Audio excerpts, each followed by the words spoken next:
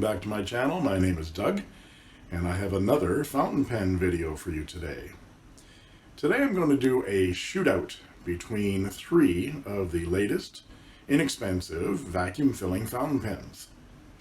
The Penbbs 456, the Wingsung 699, and the Wingsung, not to be confused with Wingsung, 3013. Each of these pens has advantages and disadvantages, and I'm going to show you each of those pens, talk about what I like, what I don't like, and then I'm going to give one of these three pens away. All you have to do is be a subscriber. You have to be a subscriber. Leave a comment below. Tell me what your favorite pen of these three might be and why, and I will randomly select one subscriber's comment and announce the winner on February 1st here at 6 a.m. Mountain Time. So good luck, and let's look at the shootout right now.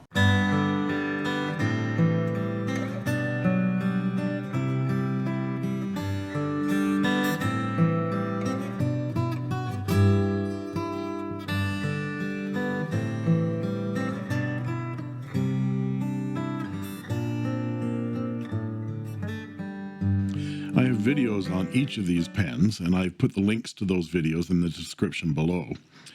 I won't be going into detail of all the parts and features of these pens. Now, if you've done your homework, you'll already know which of these is my favorite. I won't even try to be fair or impartial here. So if we're going to put these three pens head to head, or nib to nib, as it were, we're going to need a comparison checklist. So let's keep it simple, shall we? First, price. Second, ease of use of the filling system. 3, build quality. And C, writing quality. So I think those three things, 1, 2, 3, B, those four things will give us a judgment as to which one of these pens is best. And no math.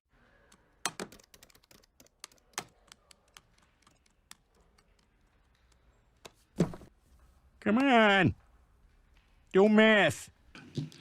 Let's use Chris's checkpoint system, shall we? None, 1, 2, or 3 checks. Let's give a brief look at each one of these pens I own here. First up, the Penbbs 456. Mine is in the color 16, which is called clear glass. It is made of clear turned acrylic resin that is very substantial and has chrome furniture.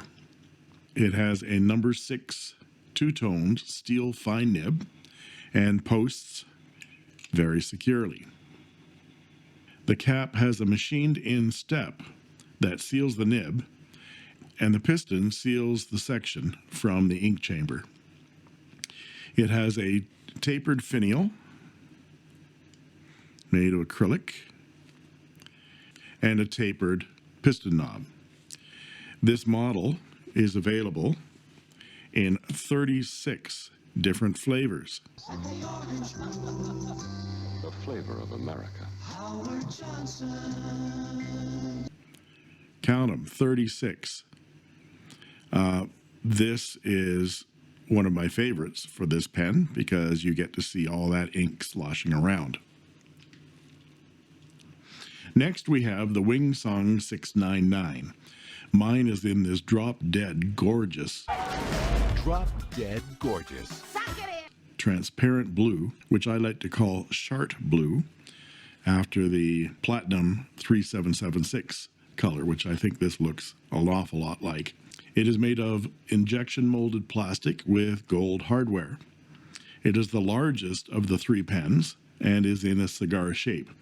It has a plastic round finial and piston knob made of opaque plastic that's not quite the same color as the transparent blue of the body and the cap. The pen is similar in style to the Pilot 823.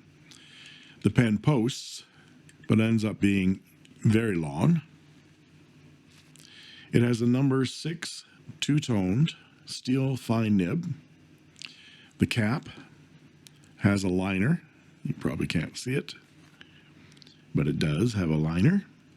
and the piston seals off the section from the ink chamber. This model comes in clear, smoke gray, and dark amber, all translucent, as well as this blue. The third pen is the Wing Sung, not to be confused with Wing Sung. That might take some explaining. What's the matter, Pop? I'm confused. This Wing Sung is different than this Wing Sung. They're two different companies that function under one name, but they have two different plants and two different product lines. Mine is in clear plastic with chrome hardware. It has a number 5 steel nib, and this one is fine. The pen is obviously trying to invoke the TWSBI VAC 700R. The cap does have this very attractive diamond faceted pattern with no cap liner, but the cap seals itself against this rubber gasket just below the barrel's threads. It's available in 3 colors, clear, blue, and green, and as a different brand. I think it's the same thing, but it's a different brand. It's called Paley. The Paley 013. It is available in 3 colors, clear, purple, and amber. I'm confused. This pen does not post, unfortunately. Just falls right off. So, now let's use each of these filling systems. I'm going to use this new ink that I bought. I bought this in anticipation of my new Penbbs 500 Galaxy. I've been dying to use this ink, and now it looks like my Galaxy is taking a long, long time and is far, far away. Fly casual.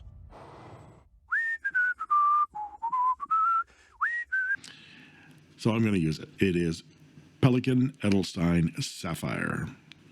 So first up is going to be the Penbbs 456.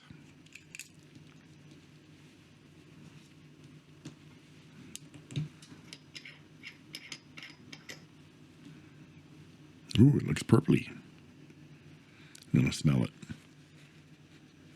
Yeah, it smells fine. Gee, I live dangerously, don't I? No. Danger's my middle name. On camera. Here we go. Okay, so we're going to unscrew the piston, and we're going to draw the piston rod back. We're going to dip the pen in the ink down to the section, and we're going to slide that piston down, and we leave it in there for a couple of seconds.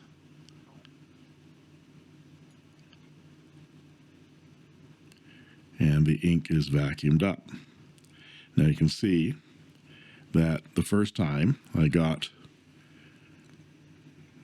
about a third of a fill, but you can do this again. Now you can leave this here and pull the rod back and do it again, and you get a little bit more fill the second time. But I'm going to show you those who live dangerously. I'm just going to get some Kleenex ready here just in case I have a boo-boo. What you gonna do about it, Yogi? But this is what you can do. If you live dangerously, you can turn the pen back up again, pull that plunger back down, and you can see we have all this air here. And again, I always have a Kleenex ready for this. You push that piston back up again, and I always turn the nib around so I can see that little filling hole right there. And you push that forward again, and you're going to push a bunch of air out of that section. And that's where the piston gets, the inside chamber gets a little bit wider. It's creating a vacuum back here to suck up that ink. So before I get to that point, turn it back down into the ink well and push it the rest of the way down and wait.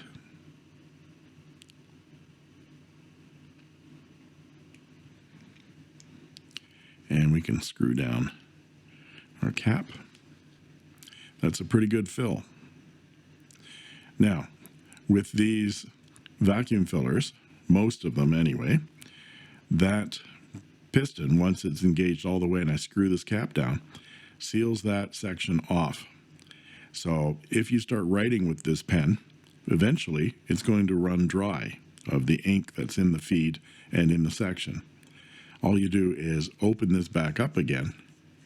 It disengages that piston. It'd be difficult to see in there with all that ink, but that little piston has come away from that back of the section and has unclogged it, and now ink will flow. This is also good for when you turn it back up again. You're finished writing, and I always give the rod a little bit of a twirl. And while it's standing straight up like this, I screw it down, and I've drained some of the ink out of that section and feed. And now, with that sealed and some of the ink drained out of there, I can not worry about this pen spitting or burping or in changes in altitude on an aircraft, things like that, because the major part of the ink chamber is sealed off. So that's the 456. Okay, now let's look at the Wing Sung 699. Unscrew the cap, pull the piston back, dip the nib in the ink. This piston slides a lot easier than the 456. That may seem like it's a good feature, but I think it means that the 456 has a better vacuum than this one does. So when you push this one down, getting some bubbles in the ink, that's good. Wait a few seconds. Wait for it! But if it's more difficult to push the piston in both directions, it means that that vacuum is a lot stronger. Now, it's hard to tell in here, but I'm getting just about as much as I got on the 456, if not more. It looks like I got about half a fill there. This one's a little bit more difficult to play with by pulling that rod back because it's a little bit more opaque. There, I pushed it almost up to the section. So the ink is about there right now. Turn it back this way. Go the rest of the way. Leave it there for a second. And we screw the cap back down. And this one too, that little piston seals off the back of the section and functions exactly the same way as the 456. Now let's take a look at the VAC 700R. Oops. Uh-oh. My bad. The Wing Sung 3013, or the Paley 013, if that's the version that you have. Same function. Unscrew the cap, pull the rod back, stick it in the ink, and push down. This one you should be able to see. Wow, look at that. The best of the three in terms of filling, I think. Up to the section. There we go. Turn it back upside down. Into the ink. Push it the rest of the way down. I can hear the bubbles as I push the rest of that air out. And we screw that back down. Now, the unfortunate thing about this is that little, you can't see it now, but that little end of the piston does not meet the end of the section when you screw this down. So this is not sealed off.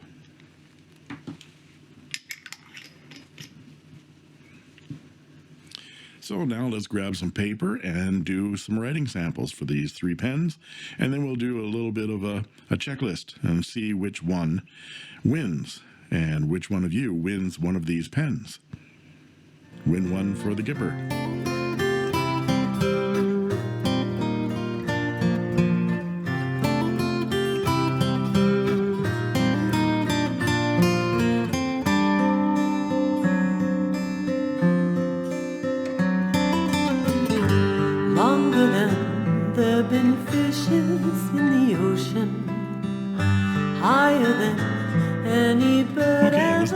writing samples here.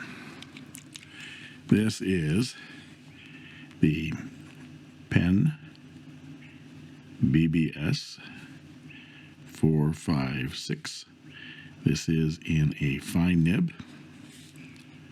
And we know that the ink is Edelstein Sapphire.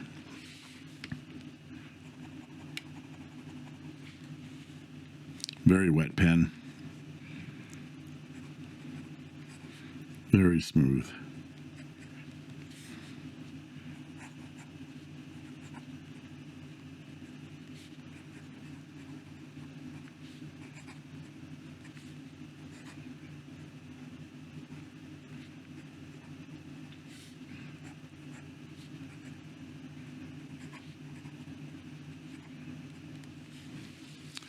I just love this pen.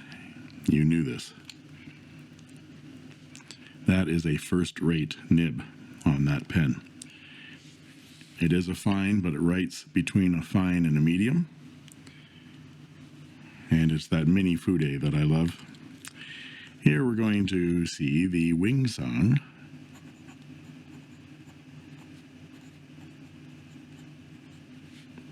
$6.99. This is also a fine nib.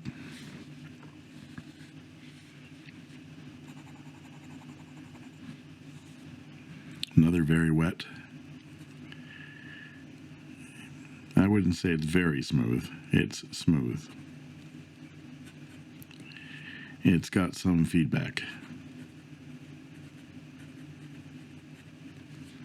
This is typical of your roundish kind of tipping material.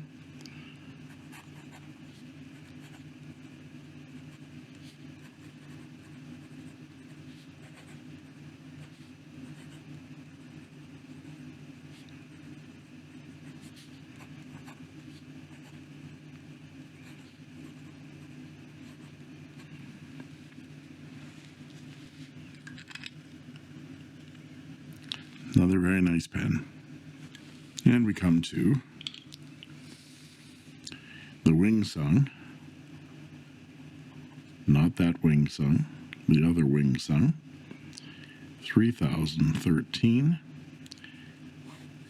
Or the Paley 013. Both of those pens are here in a fine nib, a number 5 size. It's pilot style, so you can replace that nib with any pilot style, the little nib that has the little wings on it. That's a clear plastic feed right there, which is very nice in a demonstrator.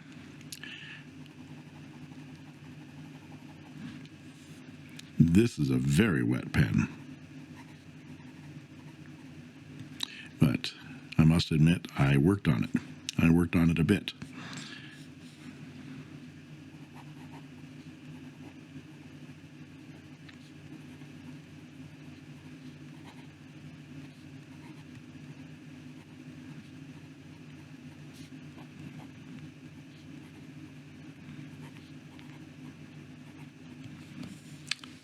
So, an okay writer.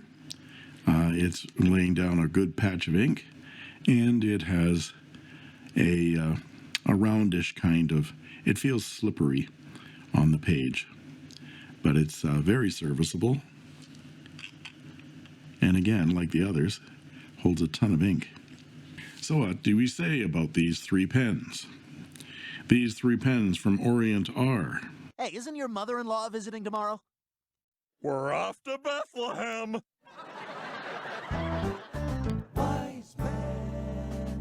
Trying to find the pen to give away. Let's see. This is my 456.